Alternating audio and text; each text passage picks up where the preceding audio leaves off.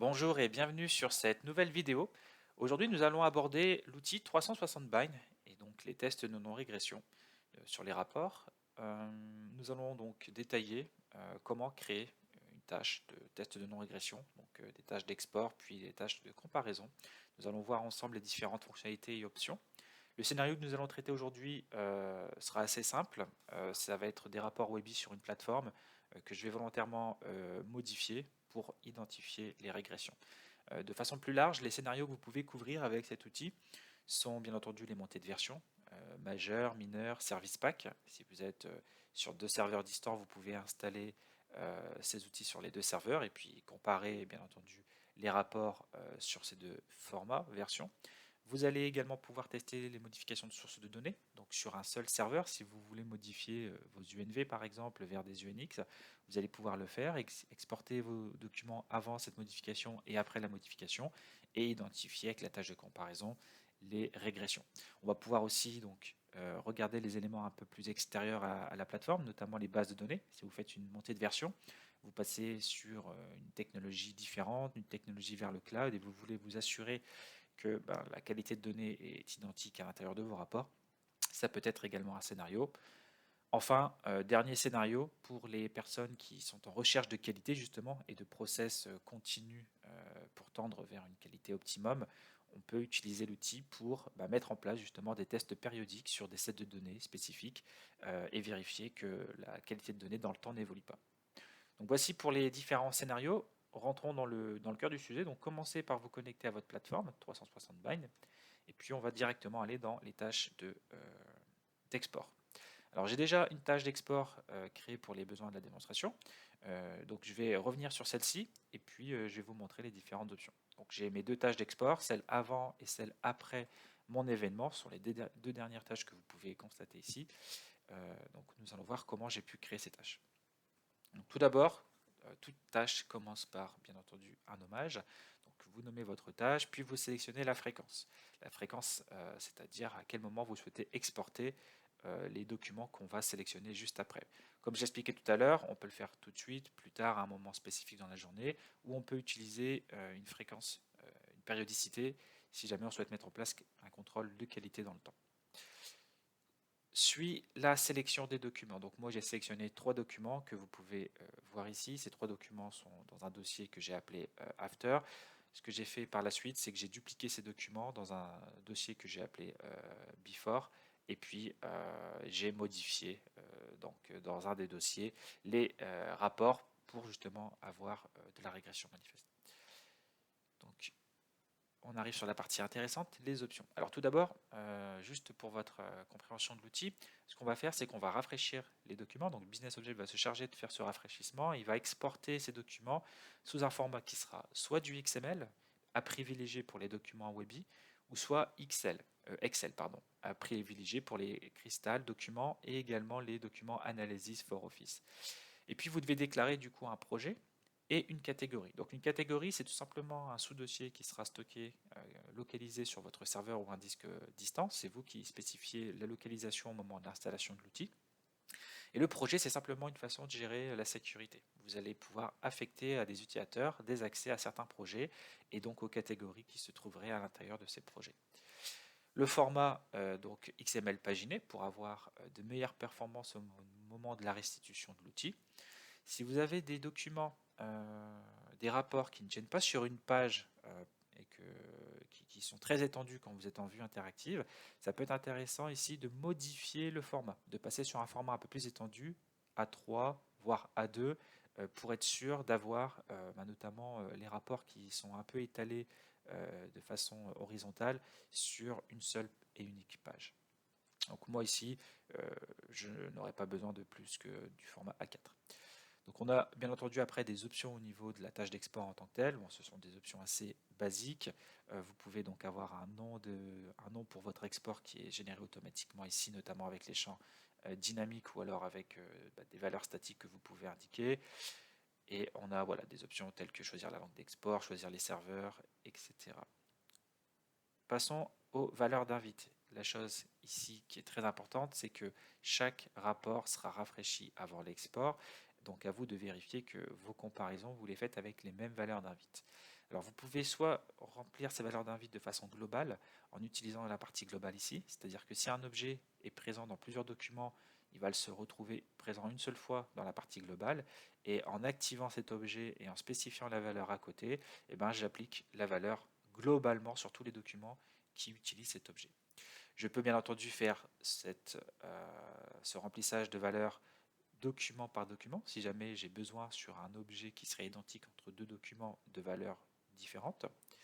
Et puis, pour les personnes qui feraient des tâches peut-être un peu plus conséquentes en termes de documents, on a la possibilité ici de remplir les valeurs d'invite plus facilement en faisant un export dans un premier temps de toutes les valeurs d'invite qu'on a sur notre sélection. Donc ici, vous avez toutes les valeurs d'invite que vous pouvez utiliser. Et puis, bien entendu, vous remplissez ce document, vous le sauvegardez, et derrière, vous avez la possibilité de le réimporter ici en masse pour justement faciliter le remplissage des valeurs d'invite. Lorsque vous avez cet outil entre les mains d'administrateurs qui ne connaissent pas forcément le métier, ça peut être intéressant de leur fournir au métier ce fichier pour connaître les valeurs d'invite à utiliser, et derrière l'administrateur peut téléverser ce fichier pour avoir ces valeurs automatiquement incrémentées. Les valeurs de filtre, bien entendu, sont optionnelles, mais si vous souhaitez ajouter un filtre à un document, c'est tout à fait possible. On peut le faire de façon globale, ça reprend la même logique que tout à l'heure. Si je mets un nom d'objet et qu'il se retrouve dans plusieurs de mes documents sélectionnés, je vais ajouter à tous ces documents cette valeur de filtre. Ou alors je peux réaliser sur un document en particulier et mettre sur ce document la valeur de filtre qui m'intéresse. Vous avez ici les deux façons de procéder pour un gain de temps. Les contrôles d'entrée, input controls, si vous en avez, et de la même façon, vous les voyez, et vous pouvez modifier leurs valeurs, comme vous pouvez vider les valeurs si jamais vous souhaitez partir sur aucune valeur dans vos données d'entrée. On a la possibilité de faire des exclusions de rapports. Donc dans un document, vous pouvez avoir plusieurs rapports. Si vous souhaitez exclure certains rapports à la tâche de comparaison, c'est tout à fait possible.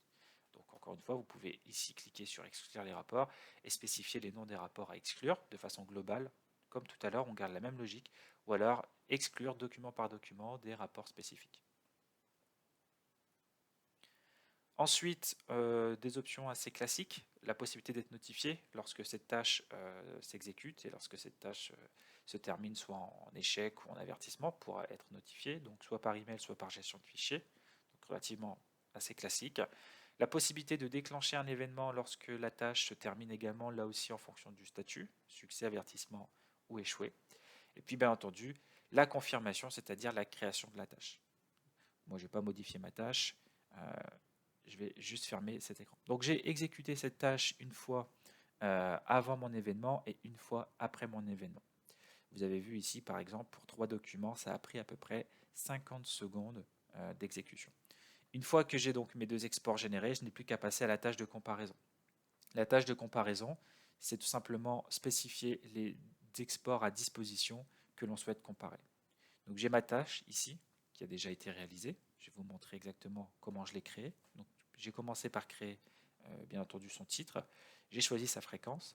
Comme je l'ai expliqué, on peut faire ça de façon statique ou périodique. J'ai la possibilité, bien entendu, de choisir la catégorie dans laquelle j'ai stocké mes fichiers XML. Donc ici, c'était la catégorie que j'avais appelée Loïc Webby. Le format que j'avais utilisé était le format XML paginé.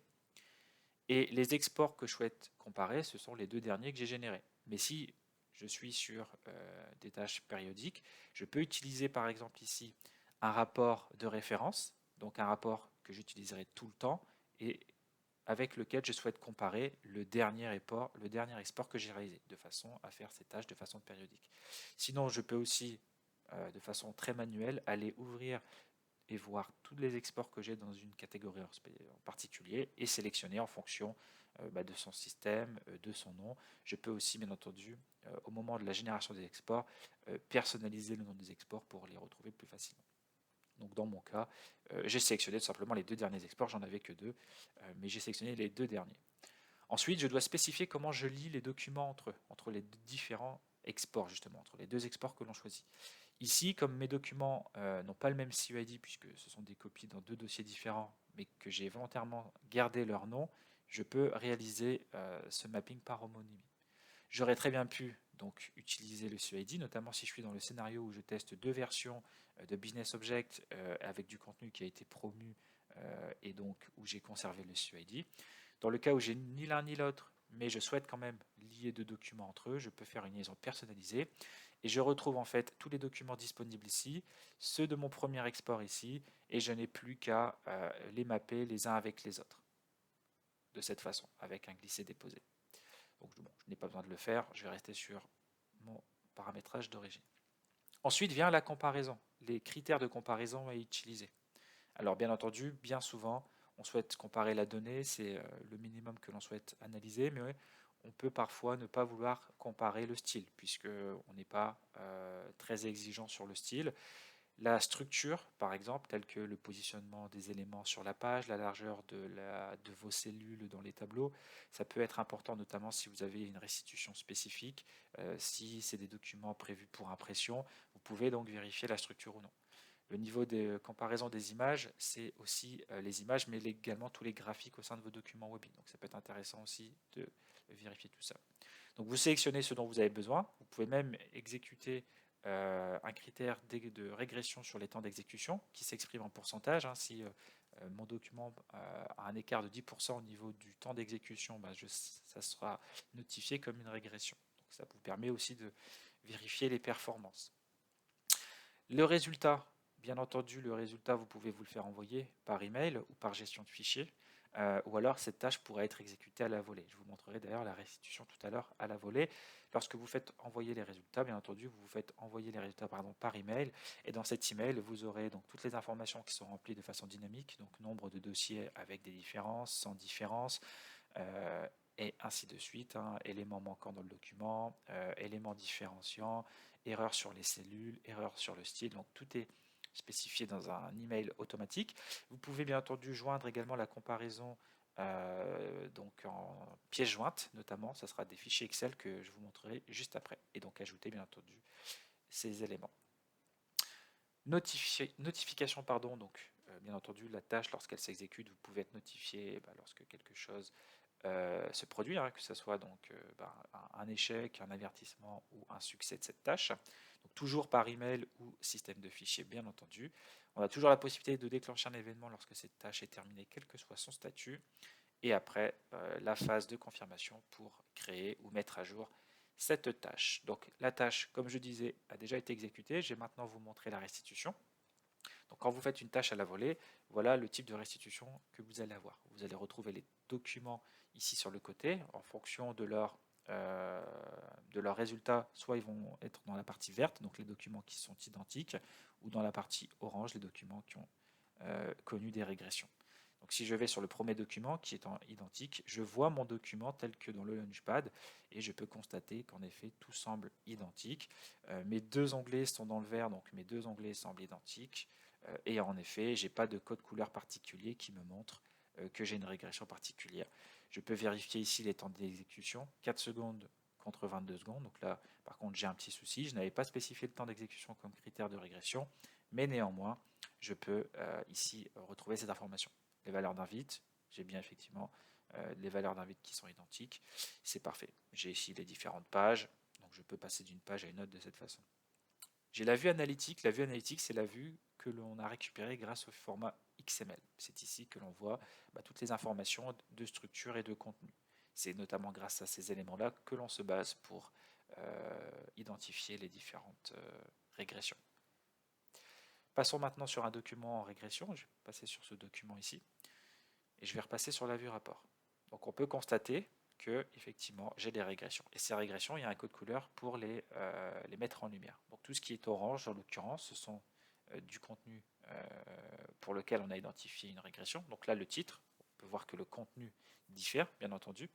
Si je clique par exemple sur cette deuxième cellule, je vois que ce qui diffère, c'est la structure. J'ai un écart ici de 6 pixels sur la largeur de ma cellule. Si je clique sur cette autre cellule ici, je peux voir que c'est la couleur, donc le style, qui est problématique entre mes deux cellules. J'ai ici un code couleur rouge, et le code couleur rouge est un peu plus critique puisque c'est tout simplement une valeur qui n'existe pas dans un des deux rapports. Donc potentiellement du contenu additionnel qui peut justifier par une restriction manquante sur un univers ou voilà, un tas d'autres de raisons possibles, mais en tout cas vous avez cette distinction qui est faite entre un contenu qui serait différent et un contenu qui serait additionnel. Ici, on peut voir d'ailleurs au niveau du graphique que les éléments qui diffèrent sont également surlignés ici en rouge. Donc on aurait pu croire de prime abord que ce graphique est identique, mais il y a en effet quelques légères différences que l'outil peut très facilement analyser, bien qu'ici j'étais sur un faible niveau de précision au niveau de la comparaison de mes images. Si je passe sur le deuxième rapport qui est en différent, j'ai un premier rapport ici en vert identifié comme ISO. Par contre, j'ai un deuxième rapport ici identifié comme non ISO. Et comme tout à l'heure, je peux très facilement, en cliquant sur les différentes cellules, voir ce qui diffère de l'un à l'autre. La possibilité de voir sur quelle page il y a des différences très facilement. Donc ça, c'est la partie graphique qui permet d'avoir vraiment un impact très visuel sur les différentes régressions. Et nous retrouvons ici en haut à droite les différentes documentations. Donc la première documentation ici, le fichier simple Excel, c'est un fichier que vous pouvez retrouver quel que soit le document sur lequel vous vous situez et qui permet de faire un résumé de ce qui a été lancé. En l'occurrence ici, j'ai lancé ces deux exports avec ces options ici et j'ai le résultat, à savoir le document ici qui contient qu'un seul rapport et les temps d'exécution dans la partie document qui concorde, et les deux documents pour lesquels j'avais des régressions, notamment sur le deuxième document uniquement ce rapport, avec toujours les temps d'exécution. Donc les temps d'exécution, même lorsque vous ne choisissez pas cet élément, s'affiche en permanence. Et puis, peut-être la chose la plus intéressante sur ce fichier, c'est ici la capacité d'avoir ce tableau qui dénombre les erreurs. Vous pouvez voir document par document, rapport par rapport, le nombre d'erreurs que vous avez associées à son type. Donc le nombre d'erreurs que vous avez en termes de structure, de style, de contenu dans les cellules, de contenu additionnel, etc. Donc ça permet d'avoir vraiment une image assez rapide de l'impact de la régression. Et enfin, nous avons ici une deuxième icône qui, elle, est associée au document sur lequel vous vous trouvez. Et cette deuxième icône permet de faire une extraction complète de toutes les régressions avec les valeurs et leur localisation dans le rapport. Donc ça vous permet de savoir, par exemple, que ici dans ce premier onglet, je n'ai pas d'erreur, c'est ce qu'on avait pu constater ensemble, mais sur le deuxième, j'avais énormément d'erreurs. Avec la localisation, est-ce que c'est dans une cellule, dans quel bloc, quelle ligne, quel est le type d'erreur et quelles sont les valeurs qui différencient entre les deux. Et ici, on peut constater que la seule chose qui différencie, c'est que j'ai le signe $, alors qu'ici, je ne l'ai pas. Donc ça vous permet d'avoir vraiment cette information et de mettre le doigt sur les écarts et peut-être même invalider une régression qui aura été vue par l'outil parce que vous considérez que c'est pas très impactant. Donc voilà, c'était une présentation détaillée de l'outil 360Bind avec les différentes options. La démonstration que je vous ai faite aujourd'hui se base sur la toute nouvelle version à ce jour qui est la version 2020.3 et qui est donc disponible depuis courant juillet. Merci à vous et à très bientôt pour une nouvelle vidéo.